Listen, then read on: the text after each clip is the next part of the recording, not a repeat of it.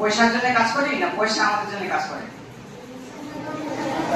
পয়সা জন্য আমরা কাজ করি, হ্যাঁ। কিন্তু এই কথাটার ক্ষেত্রে কিন্তু একদম উল্টো বার্তা প্রণয়ন করে বা উল্টো বার্তা আমরা দেখতে পাই বা উল্টো কোনো খবর পেয়ে থাকি সেই বিশিষ্ট ব্যবসায়ী ইলন মাস্কের ক্ষেত্রে। সে কিন্তু পয়সার জন্য কাজ করে না, সে তার জন্য পয়সা কাজ করে। কেন? এই জিনিসটা একটু বুঝিয়ে দেবো শর্ট আকারে।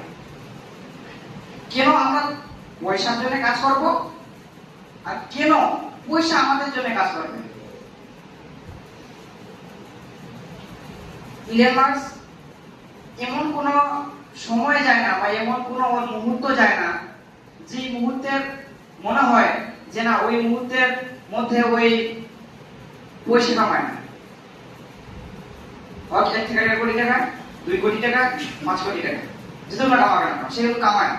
প্রত্যেক মিনিটে কামায়, প্রত্যেক সেকেন্ডে কামায়। তো কেন কামায়? কারণ সে সময়কে মূল্য দেয়।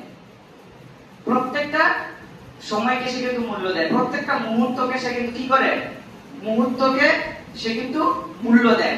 তো পয়সা আমাদের জন্য কাজ করবে কখন?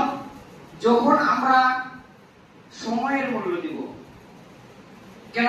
একটু বুঝিয়ে ছোট্ট করে যে আমরা যখন সময়কে মূল্য দিব তখন আমরা নিজের আমাদের যেই পারপাসে কাজ থাকুক না কেন সেই কাজটা থেকে আমরা ব্যস্ত হয়ে যাব।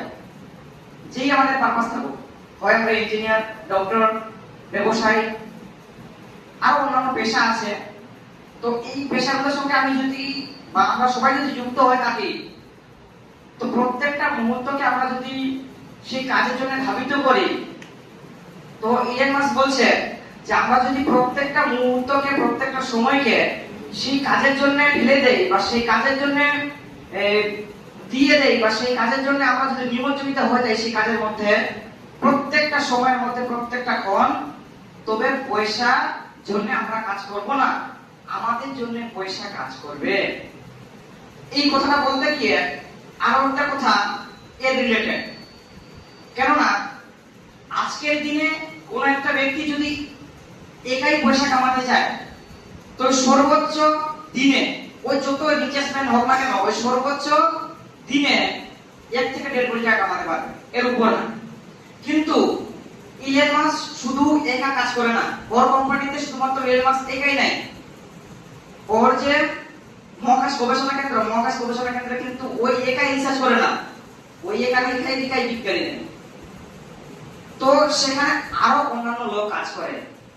যখন সেই লোকগুলা ইলন মাস্কের সঙ্গে কাজ করে তখন ইলন মাস্কের একটা কমিউনিটি তৈরি হয়। এই কমিউনিটি ওকে কিন্তু পয়সাটাকে বৃদ্ধি করতে সাহায্য করছে এবং সে 24 ঘন্টাকে ডিভাইডেড করে দিয়ে সংখ্যা বাড়িয়ে ফেলছে এবং পয়সাটাকে বাড়িয়ে ফেলছে। কেননা একটা ব্যক্তি 2 ঘন্টায় সে 10 থেকে 12 কিলোমিটার পথ অতিক্রম করতে পারে একটা মিনিমাম একটা কার নিয়ে। অনুমান একটা ব্যক্তি 2 ঘন্টায় 10 থেকে 12 কিলোমিটার পথ অতিক্রম করতে পারে যে কোনো একটা গাড়ি নিয়ে একজন ব্যক্তি।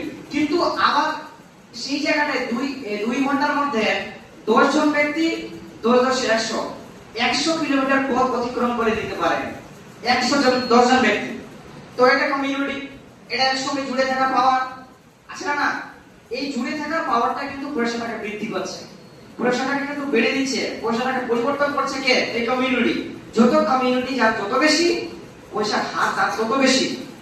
তখন যে মেন পয়সাটা নিয়ে কথা বলছিলাম যে পয়সাটা নিয়ে, তো এই যে কমিউনিটি বাড়ার ফলে পয়সাটা বাড়ছে, তেমনি ঠিক যদি পয়সাটা আমাদের জন্য বা আমরা যদি পয়সাটাকে নিজের কাজের জন্য আমরা যদি নিজে না কাজ করি এবং আমরা যদি পয়সাটাকে কাজে লাগাই বা পয়সাটা যদি আমাদের জন্য কাজ করে, তার সমগ্র বিষয়টা কিন্তু এই দিকে যাবে যে আমরা একাই কাজ করবো না, কমিউনিটি নিয়ে কাজ করবো।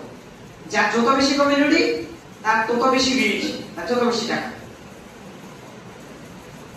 তো এই ছোট্ট বার্তাটার মধ্যে দিয়ে যে বার্তাটা বা যে বক্তব্যটা বা যে জ্ঞানগুলো প্রণয়ন করার চেষ্টা করলাম সেটা যেন সবসময় পজিটিভলি থাকে।